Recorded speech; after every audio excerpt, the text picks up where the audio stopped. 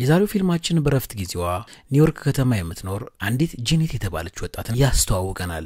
ለእርሷ እጅግ አስፈላጊ ከሆነው እንግዳና ከፍቅረኛዋ ዴቪድ ጋር እራት መመገብ ላይ የምትገኘው ጄኔት ነገረ ስሯ በሙሉ በልበ ሙሉነት የተሞላ በመሆኑ በጠረጴዛው ላይ የሚገኘው ሰው ትኩረት በሙሉ በእርሷ ላይ ሆኗል። ከራቱም በኋላ ጄኔት የተራረፉትን ምግቦች ቴካዌ እንዲያደርግላት ለአስተናጋጁ ስትጠይቀው እንግዳ የሆነ ስሜት ይፈጥራል። በዚች ምግብ ሞልቶ በሚተረፈረፈባት ዓለም ላይ ጄኔት ከትናንሽ ድርጊቶች ህይወትን ማቆየት ጠንቅቃ ታውቅበታለችና ምንም እንኳን ዴቪድ ነገሩን በቀልድ ለማለፍ ቢሞክርም እርሷ ግን በሐሳቧ ትጸናለች። እንግዳውም ጎልቶ የሚታየው ብልህነቷ በመማረክ ስለ ቤተሰቦቿ ሲጠይቃት ዴቪድ ቀበል በማድረግ በገጠራማው ክፍል እንደሚኖሩ ይመልስላታል። ጄኔት ግን እናቷ አርቲስት እንደሆነችና አባቷ ደግሞ የሥራ ፈጣሪ እንደሆነ ስትናገር እንግዳው አባቷ ምንም አይነት እገዛ የማያስፈልገው ከሆነ ወደ እርሱ ልትመጣ እንደምትችል ቃል ይገባላታል። ራቱም ተጠናቀው በመውጣት ላይ ሳሉ ጄኔት ሌላ ጊዜ ዴቪድ ስለ ቤተሰቦቿ የመዋሸት ኃላፊነቱን ለእርሷ እንዲተውላት ታስጠነቅቀዋለች። እርሱም ያለምንም ክርክር ተስማምቶ ከሸኛት በኋላ በመንገዷ ላይ አንድ ሰካራም ያጋጥማታል። እንዳየችው ውስጧ በፍርሃት የተሞላው ጄኔት እንደምንም አልፋ ወደ ቤቷ ከደረሰች በኋላ ወደ ወንድሟ በመደወል አባቷንና እናቷን በመንገድ ላይ እንዳየቻቸው ትነግራቸዋለች። ነገር ግን እርሱም በመናገር ላይ ሳለች በድንገት በሐሳብ ተነጉዳለች። ጄኔት በልጅነቷ ከወላጆቿ ትኩረትን ለማግኘት የምትሟሟት ልጅ ስለሆነች በስዕሏ ውስጥ የምትኖረው እናቷ ሮዝሜሪ ለእርሷ ቅንጣት ታክል ግድ አልነበራትም። በዚያን ቀንም እናቷን ለማስደሰት ስትል ምግብ ለመስራት ስትሞክር ድንገት ቀሚሷ በእሳት ይያያዛል። ምንም እንኳን ልጅነት ለመኖር እንጂ ለመትረፍ የሚደረግ ጥረት መሆኑን ባይኖርበትም ነገር ግን ለአንዳንድ ልጆች ምግብ ለማብሰል መሞከር በራሱ እጅግ አደገኛ ተግባር የሚሆንበት ጊዜ ይኖራል። በወላጆቻቸው ትኩረትን ለማግኘት የሚደረግ ጥረት ውስጥ የሚገኝ ጠባሳም የሚያርፈው ገላ ላይ ብቻ ሳይሆን አእምሮ ላይ ጭምር ነው። ድንገት በእሳት የተያዘችው ጄኔትም እየጮኸችና እናት እርዳታ ስትጠይቅ ሮዝሜሪ ለመጀመሪያ ጊዜ እንደ ልጅ የምታየውን ስዕሏን ትታ እንደ ስራ ወደምታያት ልጇ ታመራለች። ወደ ሆስፒታል በመሄድ እርዳታ ካገኘች በኋላም ወላጆቿ በሚመጡበት ሰዓት ሐኪሙ ሌሎችም ልጆች የተለያዩ ጉዳት እንደደረሰባቸውና ምግብ እጥረት እንዳለባቸው ያስተውላል። በዚህም ግራ የተጋባው ዶክተር አቶ ሬክሰን በቤታቸው ስላለው ችግር ሊያፋጠጣው ቢሞክርም ነገር ግን የሌባ አይነ ደረቅ እንዲሉ ሬክስ በቁጣ ጭምር ወንጀላው ሐሰተኛ እንደሆነ ይነግረዋል። በኋላም በስፍራው ባለች ሴት ወደ ውጭ ወጥተው እንዲያዩ ሲጠራ ሬክስ ከዚህ ስፍራ የሚያመልጡበት ዘዴ መቀየስ ይጀምራል። ከዚያም የጄኔት ታናሽ ወንድም የሆነው ብራይነን ወደ ውስጥ ገብቶ ድራማ እንዲፈጠር ካደረገ በኋላ ጄኔትን ይዞ ለመውጣት ይችላል። ምንም እንኳን ሬክስ ልጆቹን መውደዱ ግልጽ ቢሆንም ነገር ግን የሚያደርገው ተግባር በሙሉ የልጆችን እድሜ የሚቀጭ ነበር። ብራይንም እንዲያዘናጋቸው ካደረጉ በኋላ ገና በወጉ እንኳን ያላገገመችውን ጄኔትን በመያዝ ከሆስፒታሉ ያመልጣሉ። ቤተሰቡ ከአንድ ስፍራ ሌላ ስፍራ መዘዋወር ለማዳቸው በመሆኑም ወደ ቤታቸው ከማምራት ይልቅ ወደማያውቁ ስፍራ መንዳት ይጀምራሉ። በመንገዳቸውም ላይ አባታቸው አንድ ቀን በመስታወት የተሰራ ቤትን እንደሚሰራላቸውና በምሽት ከዋክብቱን ማየት እንደሚችሉ ይነግራቸዋል። በዚያም ሮዝሜሪ ለልጆቹ የሚያነቡትን መጽሐፍ ብትሰጣቸውም ጄኔት ግን ለምን እንደሌሎቹ ልጆች ወደ መደበኛ ትምህርት ቤት መሄድ እንደማትችል ትጠይቃቸዋለች። ይህንንም ሲሰማ የተናደደው ሬክስ ህይወት ትክክለኛው ትምህርት ቤት እንደሆነች ከነገራቸው በኋላ ሐሳቡን ለማስረዳት ሲል ከዋናው መንገድ በመውጣት መንዳት ይጀምራል። ሬክስ የህይወትን ውጣ ውረድ ለማሳየት የሚጠቀምባቸው መንገዶች በሙሉ ለልጆቹ የተረፈው ቁስልና ፍርሃት ሲሆን አሁንም ሐሳቡን ለማስረዳት ሲል በአስቸጋሪው መንገድ እያንገላታ ይወስዳቸዋል። ምን አይነት የተመታ ሰውዬ ነው ባካችሁ። በድንገትም በአንድ ስፍራ ሲቆሙ ሰዓሊዋ ሮዝሜሪ በስፍራው ባየችው ዛፍ ቀልብ መሰረቁ ቁጭ ብላ ዛፉን መሳል ትጀምራለች። በዚያን ምሽት ጄኔት ከህመሟ ብዛት ከእንቅልፏ ስትነቃ ሬክስ እሳት በማቀጣጠል ስለ ህይወት ፈተናና የማይገመት መሆን በጥልቅ ያስረዳታል። በዚህ መሃል በቁስሏ ላይ እየተቀጣጠለውን ባንዴጅ ቢፈታላትም ነገር ግን ጄኔት ከህመሙ ይልቅ ትዝ የሚላት ከአባቷ ጋር ያደረገችው ንግግር ነበር። ከትዝታዋ ስትመለስም ጄኔት እንቅልፍ በማጣቷ ምክንያት ከሌሊቱ 11 ሰዓት ከአልጋዋ ላይ ትገላበጣለች። ትዝታ በጨለማ ውስጥ አድፍጦ የሚጠብቅ ረሳ ነው ስንል ጓዙን ይዞ የሚመጣ የሩቅ ወዳጅ ነው። እንደምንም ሲነጋላትም ጄኔት ላስተዳደጓና ወላጆቿ እጅግ ተቃራኒ በሆነ መልኩ እጅግ ውብ አለባበስ ትለብሳለች። ምንም እንኳን ዴቪድ ካለችበት ስሜት እንድትወጣ በሚል አዲስ ሶፋን ቢገዛላትም ነገር ግን ከገባችበት ሐሳብ ልትወጣ አልቻለችም። በዚያን ቀን ከአባቷ ጋር የምሳ ግብዣ ያለባት ጄኔት ከዴቭ ጋር ቀለበት ስለማሰሯ ልትነግራት ብትፈልግም ነገር ግን ምናልባትም ለታዋርዳት እንደምትችል በማሰብ ሐሳብ ውስጥ ትገባለች። ከናቷ ጋር ለምሳ ሲገናኙም እንደፈራችው ርካሽ ልብሶችን በመልበስና የሆቴሉን ስኳር በመውሰድ ታሳፍራታለች። ምንም እንኳን አመታት ቢያልፉም ነገር ግን ከአመታት በፊት ድህነት ያሳረፈባት በትር አሁንም እንዳልተዋት ግልጽ ነበር። በንግግሯ ወቅት ጄኔት በገንዘብ ለትረዳት እንደምትችል ብትነግራትም ነገር ግን ሮዝሜሪ እንደማትፈልግ ትነግራታለች። I have a little bit of money now. I can help you if you want. እንደምንም ንዴቷን በመቆጣጠር ጄኔት የጋብቻ ቀለበቷን ብታሳያትም ለልጇ ደስ ከመሰኘት ይልቅ ዴቪድ ለርሷ የማይሆን ሰው እንደሆነ መናገር ትጀምራለች። ንግግራቸውንም እንደቋጩ ጄኔት በተደጋጋሚ በሐሳብ ትነጉዳለች። ጄኔት በአስራዎቹ እድሜ ላይ ሆና እንኳን ተረጋግተው ያልተቀመጡ ቤተሰቦቿ ጭራሽ በአባቷ አጣጭነት መሰቃየት ይጀምራሉ። አንድ ቀንም ወደ ውሃ ዋና በሚሄዱበት ወቅት ሬክስ ሴት ልጁን የውሃ ዋና ለማስተማር ይወስናል። በመጀመሪያ በውሃ ውስጥ ቢረዳትም ነገር ግን በድንገት ብቻዋን በመልቀቅ እንድትሰቃይ ይተዋታል። የሬክስ ፍቅር ልክ እንደማዕበል እንዴ ከፍ የሚያደርግ አንዴም ደግሞ እንዳይመለሱ አድርጎ የሚቀብር ነበር። ይህ የብዙዎችን ህይወት የሚነካ ቃል ነው። ብዙ ልጆች ያደጉት እንደፈለጉ በወደዷቸው ወላጆች ስር በመሆኑ ፍቅራቸውን በማመንና ባለማመን ውስጥ ልባቸው ይከፈላል። በዚህ አይነት መንገድ ሲያሰቃያት ጄኔት ሊገድላት እየሞከረ እንደሆነ ብትነግረውም ሬክስ ግን ፍርሃቷን እንድትጋፈጠው እያስተማራት እንደሆነ ይነግራታል። በዚህ መሃል የዋና ስፍራው ሱፐርቫይዘር ጣልቃ በመግባት ወቅት ሬክስ በንዴት ራሱን ሊስት እስኪደርስ ድረስ ያንቀዋል። ወደ ቤታቸው እንደተመለሱ ሬክስ በገባበት ጸብ ምክንያት ፖሊስ ሳይደርስባቸው በማምለጥ እንዳለባቸው ቢናገርም እቃቸውን መሰብሰብ እንደጀመሩ እርስ በርሳቸው እንደማይመጣ ይነግራቸዋል። ወደ መኪናው እንደገቡም በተደጋጋሚ ቢጠሩም ሬክስና አሻፈረን በማለት በሐሳቡ ይጸናል። ጄኔትም ይህንንም ስትመለከት ወደ ውስጥ ተመልሳ በመግባት አብራቸው እንዲመጣ ካሳመነች በኋላ በጀርባው ተሸክሟት ይወጣል። መርዛማ ግንኙነት እንዲናቸው የአንድ ደቂቃ ተስፋ የዘመናት ህመሞችና ጠባሳዎች ያስረሳሉ።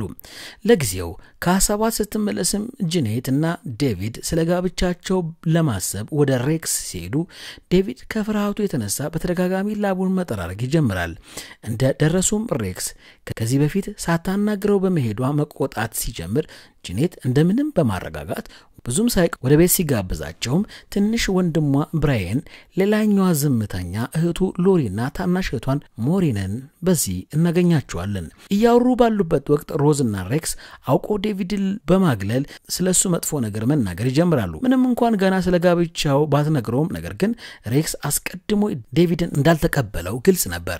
ይባስ ብሎም ለስንት ጊዜ ያክል በቤተሰባቸው ውስጥ እንደሚቆይ ሲጠይቀው ጄኔት ጣልቃ በመግባት ከእርሱ ጋር ደስተኛ መሆኗን ውሳኔውን ማክበር እንዳለባቸው ትነግራቸዋለች። ወደ ትዝታዋ ስትመለስም ቤተሰባቸው ወደ ዌልሽ ከደረሱ በኋላ ነገሮች በምን ያክል እንደተቀያየሩ በመመልከታቸው ልባቸው ይሰበራል። በዚያን አካባቢ ድህነት ከራስ ጸጉር እስከ እግር ጥፍራቸው ድረስ በመድረሱ ምክንያት የአካባቢ ሰዎች በህይወት ለመትረፍ የተቻላቸውን የሚያደርጉበት ወቅት ነው። ወደ ሬክስ እናት መኖሪያ ቤት ሲደርሱም እናቱ እርሱና የልጅ ልጆቿን ከበር ትቀበላቸዋለች።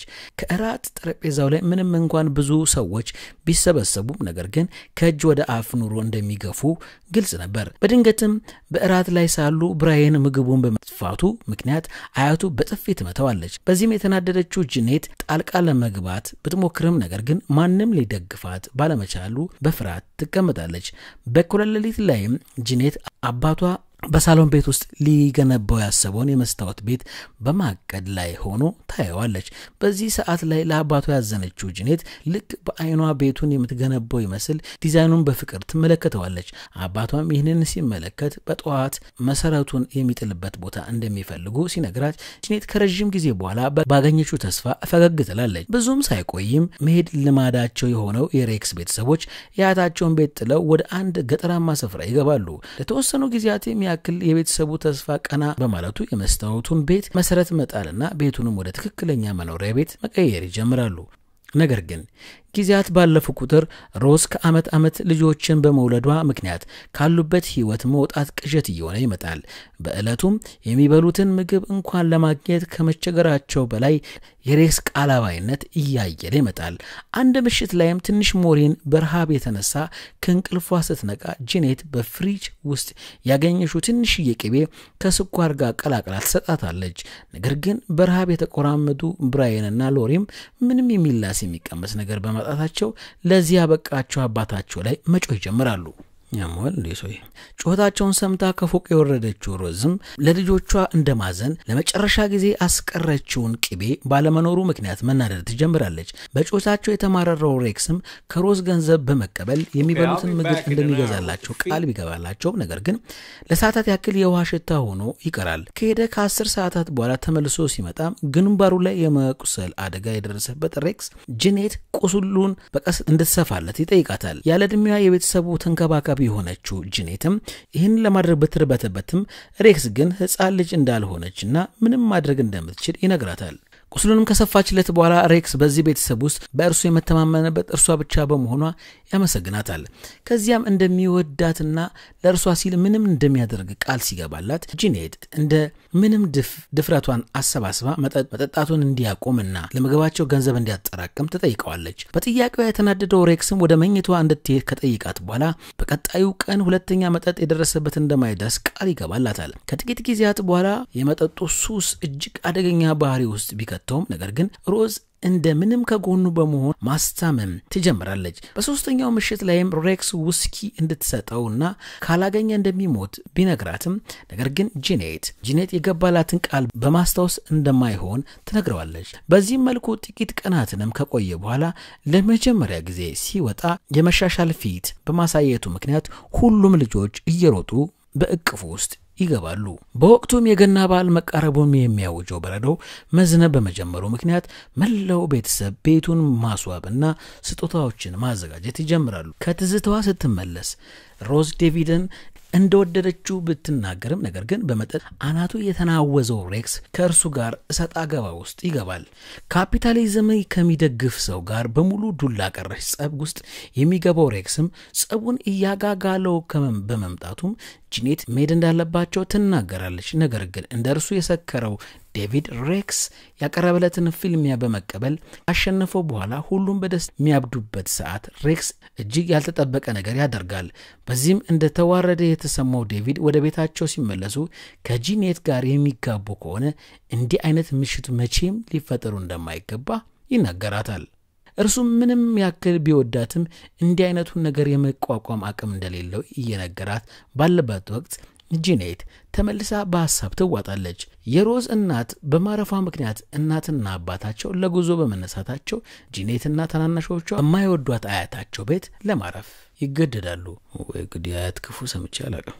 በአባታቸው የልጅነት ክፍል ውስጥ በሚያደርጉት ጊዜም አባታቸው ልጅ ሳለ የጻፋቸውን ግጥሞች ያነቡ ከዚህ በፊት ለማሳለፍ ያልቻሉትን የእህትና የወንድምነት ጊዜ ለማሳለፍ ይችላሉ። በቀጣዩም ቀን ጂኔት በሳሎን ቤት ውስጥ ሳለች ወንድሟ ብራየን አይሆንም በማለት ሲጮህ ትሰማለች። በድንጋጤ ወደ ክፍሉ ስታመራ አያቷ በግድ የብራየንን ሱሪ ለማውለቅ ስትታገል በማየቱ ሎሪን በመጥራት ብራየንን ማስጣል ይጀምራሉ። በዚህ ወቅትም ክፉ አያታቸው ሎሪን በጥፊ በመምታቷ አጎታቸው በመሃል ገብቶ እስኪያገላግላቸው ድረስ ተባብረው አያታቸውን መቀጥቀጥ ይጀምራሉ። ወዲያውም አያታቸው ለሬክስ በመደወል ጥጋበኞቹ ልጆቹ መጥቶ እንዲወስዳቸው ትጠይቀዋለች። ልጆቹም የተፈጠረውን ነገር ለማስረዳት ቢሞክሩም ነገር ግን በንዴት ያበደው ሬክስ ልጆቹን ወደ ቀድሞ ቤታቸው በማድረስ እንደለመደው ለመጠጣት ይወጣል። ለሁለት ወራት ያክል ከመጠጥ በመራቁም ጂኔት እንዳይሄድ ብትለምነውም ሬክስ ግን ልመናውን ወደ ኋላ በማለት ጥሏት ይሄዳል። በቀጣዩም ቀን በመጠጡ ምክንያት በመጨቃጨቅ ላይ ሳሉ እንደ እብድ ያደረገው ሬክስ የሮዝን የስዕል ዕቃዎች በሙሉ ይሰበስብላታል። ቀስ በቀስም ወደ ድብድብ ሲያመሩ ጂኔትና ሎሪ ታናናሾቻቸው በመያዝ ወደ ውጭ ያመራሉ። ነገር ግን በድንገት የእናታቸው ጩኸት በመስማታቸው ምክንያት ተመልሶ ሲመጡ እናታቸው በሞት አፋፍ ላይ ሆና ያገኟታል። እንደምንም ጎትተው ወደ ውስጥ ከመለሷት በኋላ እናታቸውን ሊገድሏት እንደነበርና በመናገር አባታቸው ለቢጮህበትም እርሱ ግን ሮዝ በራሷ እንደዘለለች ይነግራቸዋል። ሮዝም ዘላ ላዩ ላይ በመውጣት መደባደብ ቢጀምሩም ብዙም ሳይቆይ እየተሳሳቁ ማውራት በመጀመራቸው ሎሪና ጂኔት ግራ መጋባት ይጀምራሉ። በኋላም ሮዝ ወደ ታች በመውረድ የተሰባበሩትን ስዕሎቿን በመሰብሰብ ላይ ሳለች ጂኔት ሬክስን ጥላ መሄድ እንዳለባት ትናገራለች። ሮዝ ግን ሬክስ ለጥበብ ስራዎቹ እንደሚጠቅማትና ልትተው እንደማትችል ስትነግራት ጂኔት በተስፋ መቁረጥ ትታት ትሄዳለች። በዚያን ምሽት ጂኔት እናቷ በሰጠቻት ኖትቡክ ላይ በመጻፍ ላይ ሳለች አባቷ የመስታወት ቤት እንደሚሰራላቸው ቃል በመግባት የቆፈረውን ስፍራ ትመለከታለች። ከዚያም ወደ ታናናሾቿ በመዞር ወላጆቻቸው መቼም ቢሆን እንደማይቀየሩ እና ለዚህም ሲባል ያላቸውን ገንዘብ አጠራቅመው ትተዋቸው መሄድ እንዳለባቸው ትነግራቸዋለች። ይህንንም ቃላቸው ከተሰጣጡም ከዓመታት በኋላ ወጣቷ ጂኔት ፎቶግራፈር ኤዲተርና ጸሐፊ በመሆን ህይወቷን ለመቀየር መልፋት ትጀምራለች። በተለያዩ ጊዜያትም ሰዎችን ኢንተርቪው በማድረግ ልምድ ስታሰባስብ ከቆየችም በኋላ በለስ ቀንቷት ኤዲተርነት ስራን እንዳገኘች ለሎሪ ትነግራታለች። የልጅነት ቃላቸውን ያረሳችው ሎሪም ጂኔት በመጨረሻው ከወላጆቿ ነፃ ልትወጣ በመሆኑ ትደሰታለች። ምንም እንኳን አባታቸው ባያውቅም ሎሪን ከዚህ ቤት የምትወጣው በዚያን ቀን በመሆኑ ጓደኛዋ ሊወስዳት ሲመጣ እህቶቿን ተሰናብታ ትወጣለች። ልብሶቿን ይዛ ሲመለከትም ሬክስ እንደምንም ቢከተላትም ሎሪ ሹፌሩ እንዲያፈጥነው በመንገር ከስሩ ታመልጠዋለች። ጂኔትም እንደ እህቷ ከዚህ የመውጣት ሐሳብ እንዳላት ቢጠይቃትም ጂኔት ግን በፍርሃት ምንም አይነት ሐሳብ እንደሌላት ትነግረዋለች። እዚያን ቀንም ቆሻሻ ለመጣል የወጣችው ጂኔት በአንድ ወቅት አባታቸው ሊሰራላቸው የቆፈረውን ስፍራ አሁን የቆሻሻ መጣያ መሆኑን በመመለከቷ አባቷ የእርሷንም ህልም እንደገደለ ትረዳለች። በመጨረሻ ወደ ኮሌጅ ለመግባት የቻለችው ሎሪ እዚያን ሳለች ለኮሌጁ ፕሮፌሰር የእህቷን ጽሑፎች ማሳየት ትጀምራለች። ከእህቷ ጋር በማውራት ላይ ሳለች ምንም እንኳን ከቤት ለመውጣት የሚያስችል በቂ ገንዘብ ባታጠራቅምም ነገር ግን አባቷ መቼም እንደማይለቃት ትነግራታለች። ከዚያም በማውራት ላይ ሳሉ በድንገት ቤት ውስጥ ድምጽ በመስማቷ ወደ ላይ ስትወጣ አባቷ የእናቱን ሞት በመስማቱ መስታወቱን ሰብሮ እንደወጣ ትመለከታለች። በቀብር ስነ ስርዓቷ ላይም ሁሉም ልጆቿ ቢገኙም ከሁሉም በላይ በሞቷ የተጎዳው ግን ሬክስ ነበር። ከቀብር የሚመለሱበት ሰዓት በአባታቸው ባህሪ በመገረማቸው ጂኔት ሬክስን ያኔ ያክል ከእናቱ ጋር ቁርኝነት ሊኖረው የቻለበትን ምክንያት እናቷን ትጠይቃታለች።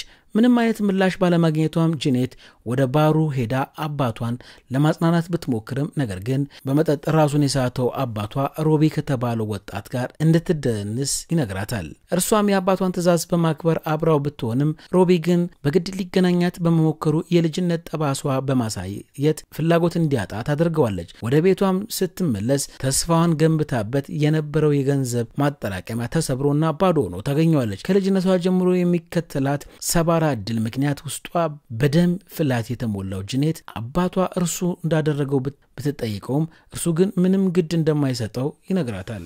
አንዳንድ ወላጆች ከይቅርታ ይልቅ ትዕቢታቸውን ፊታቸው ከቆሙ በልጆቻቸው ይልቅ ውስጣቸው ያለውን ቁጣ ይመርጣሉ። በዚህም ዝምታቸው በየትኛውም ጆሮ የሚሰነጥቅ ጩኸት በላይ ገኖ ይሰማል። ከትዝታም ስትመለስ በአሁኑ ሰዓት እጅግ ስኬታማ የኒውዮርክ ፔፐር ኤዲተር የሆነችው ጂኔት ከእህቷ ከሞሪን የስልክ ጥሪ ደርሳታል። ከልጅነቷ ጀምሮ እህቶቿ እንደማይቀርቧት የምታስበው ሞሪንም ወደ ካሊፎርኒያ ልትሄድ በመሆኑ ሰዓት ላይ መገኘት እንደማትችል ትናገራለች። በዝግጅቱ ላይም ሞሪን ከበፊትም ራሷን ከወላጆቿ ማግለል በመፈለጓ ምክንያት ይህ ለእርሷ ጥሩ ዕድል መሆኑን መነጋገር ይጀምራሉ። በድንገትም በፕሮግራሙ ላይ ያልተጠሩት እናትና አባታቸው ሲመጡ ጂኔት ምቾት ባይሰማትም ፕሮግራሙን ላለመበጥበጥ ስትል መረጋጋት ጀምራለች። የተወሰነ መጠጥም ከቀማመሰም በኋላ ሬክስ እንደለመደው የዴቪድን አባትና ቤተሰቦች መናገር ሲጀምር ጂኔት የሚመጣውን ነገር ፍራቻ ብቻዋን ለመናገር ትሰደዋለች። በመኝታ ቤት ውስጥ ሳሉም እንዲህ አይነት ባህሪ ማሳየት እንደሌለበት ብትነግረውም ሬክስ ግን ይህ ህይወት ለእርሷ እንደማይሆንና ጋብቻው መሰረዝ እንዳለበት ይነግራታል።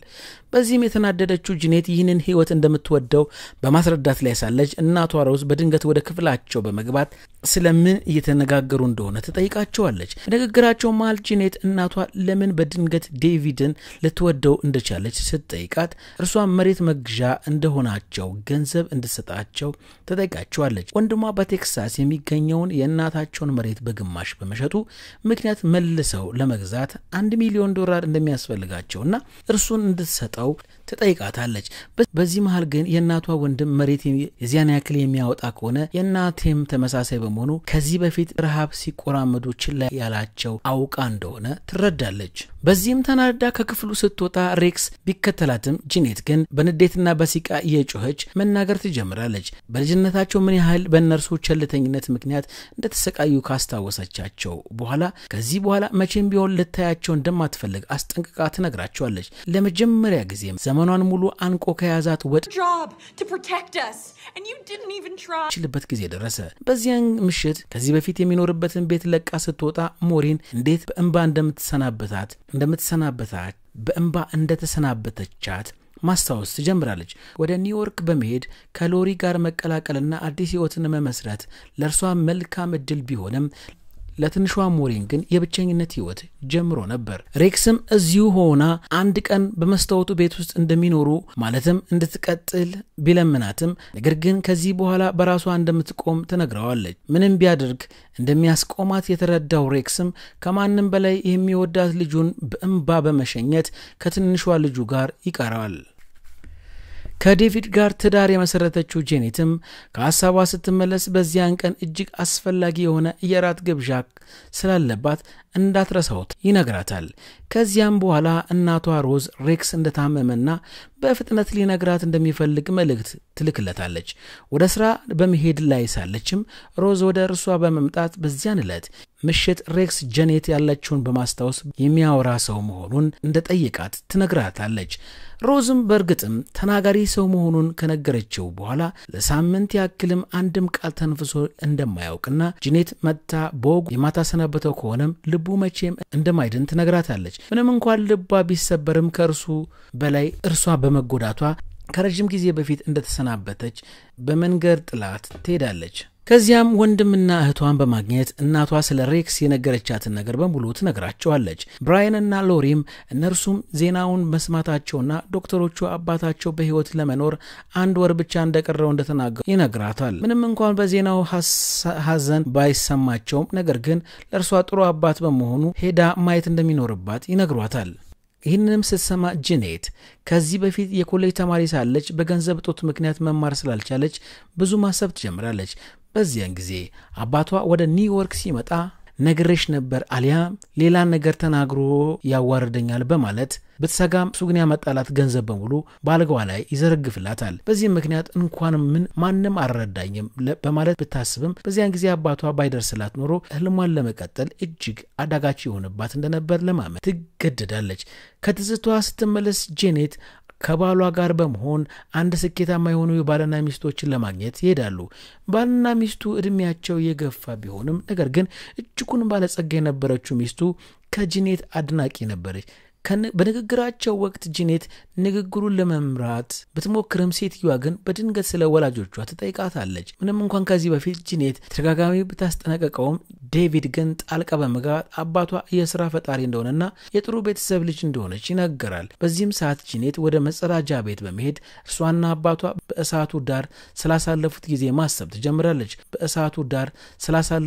ማሰብ ትጀምራለች። ቁርሷንም በሚያይላት ጊዜ ጄኔት ከዚህ በኋላ አስቀያሚ እንደምትሆንና ማንም እንደማይፈልጋት ብትነግረውም ሬክስ ግን አንድ ቀን ወደ ኋላ ዞራ ምን ያክል ጠንካራ እንደሆነች እንደምትመለከት ይነግራታል። በውስጥሽ የሚቀጣጠር እሳት አለ፣ ምስክሩም በላይሽ ላይ ያለው ጠባሳ ነው። አሁን ያለውን ማንነቷን ከዚህ በፊት አባቷን ተወድ ከነበረው ልጅነቷ ጋር ስታነጻጽረው ጄኔት የምትሄድበት መንገድ ልክ እንዳልሆነ ትረዳለች። ወደ እራት ጠረጴዛው በመመለስ ስለ ወላጆቿ ትክክለኛ ማንነት መናገር ስትጀምር ዴቪድ ሊያስቆማት ቢሞክርም እርሷ ግን በአንድ ጊዜ እንዴት አባቷን እንደምትጠላው በስሜታዊነት ትናገራለች። ምንም እንኳን ፍሬው ከማንም ያነሰ ቢሆንም ህልሙ ግን ከማንም የገዘፈ ነበር። የሌላው ማንነት ተላብሶ አያውቅም፣ እርሷም እንዲኖራት አይፈልግም። በዚህ ምክንያት አንዳች ሰውነቷን ያወረራት ጄኔት ከሬስቶራንቱ እንደምንም በመውጣት እየሮጠች ወደ ቤተሰቦቿ ቤት ታመራለች። ለረጅም ጊዜ ያክልም ትፈልገው እንደነበር ራሷን ያሳመነችው ህይወት ልትተወው እንደማትፈልግ እርግጠኛ ወደ ሆነችበት ህይወት እየበረረች መሄድ ጀመረች። በመሄድም ላይ ሳለች አባቷ እንዴት ያሳቃት ዓለምን ያሳያትና ይወዳት እንደነበር ማስታወስ ትጀምራለች። እንደምንም ወደ ቤቷ ስትደርስ በአንድ ወቅት ዓለም በእጁ ስር የነበረችው አባቷ የአልጋ ቁራኛ ሆኖ ትመለከታለች። ብቻቸውን እያወሩ ዘንድ ሮዝ ትታቸው ስትወጣም ሬክስ ከሳምንታት በኋላ ሰላም በማለት ከአፉ ቃል ያወጣል። ጂኔትንም በልጅነቷ ስላሳለፉት መልካም ስታነሳለት ሬክስ አሁን ብዙ የህይወት ክፍል የማስታወስና የመመርመር እድልን እንዳገኘ ይነግራታል። ከዚያም የ8ኛ ክፍል ተማሪ በነበረችበት ጊዜ ጀምሮ ስትጽፍበት የነበረው ማስታወሻ ይሰጣታል። ከዚያም የሞቱን ቀና በማለት ከዚህ በፊት ባደረገው ነገር በሙሉ እንደተጸጸተና ይቅር እንድትለው እንደሚፈልግ ይነግራታል። በጸጸት ልቡ የደሞ ሬክስም ዓለምን መጋፈጥ ከፈራው ወኔ ቢሱ አባቷ ይልቅ እርሷ ጠንካራ መሆን ከነገራት በኋላ እያንዳንዱን ያሳለፉትን ጊዜ ምን ያክል እንደሚወዳቸውና እንደሚያስታውሳቸው ይነግራታል። ቃል የገባላትን የመስታወስ ቤት ስላልሰራላት ይቅር ጂኔት ግን አሁንም ለመስራት ጊዜ እንዳላቸው ትነግረዋለች። በመጨረሻም አባቷ ቅርብ በማለት በውስጧ አምቆ የያዘዋቸውን ፍቅር ሁሉ አውጥታ ትሰጠዋለች። ይቅር ማለት መርሳት ሳይሆን ለረጅም ጊዜ የተሸከሙትን ሸክም ማውረድ ማለት ነው። ከወራት በኋላም ሀብታሙን ባሏን የፈታችውና ለረጅም ጊዜ ቁስላ የተላቀቀችው ጂኔት ለታንክስ ጊቪንግ ቀን ምግብ ስታበስል እንመለከታታለን። ብዙም ሳይቆይ ሎሪ ብራያን ሞሪና እናቷ ወደ ቤት ከመጡ በኋላ ሮዝ ለእርሷ የሳለችለትን የአባቷን ምስል ትሰጣታለች። ለአባታቸው መልካም ትዝታና እንዴት የህይወት አንድ አካል እንደነበር በመናገር መሳሳቅ ይጀምራሉ። ምንም እንኳን ጂኔት ስሜቷ በእጅጉ ቢነካም ነገር ግን ውስጧን የሞላው ጥልቅ የደስታ ስሜት እንባዋን ገድቦ ይዘዋል። በመጨረሻም በአንድ ወቅት በስብርባሪ ተስፋ ይኖር የነበረው ቤተሰብ በፍቅርና በይቅርታ ተሽሮ አንድ ሲሆን እንመለከታለን።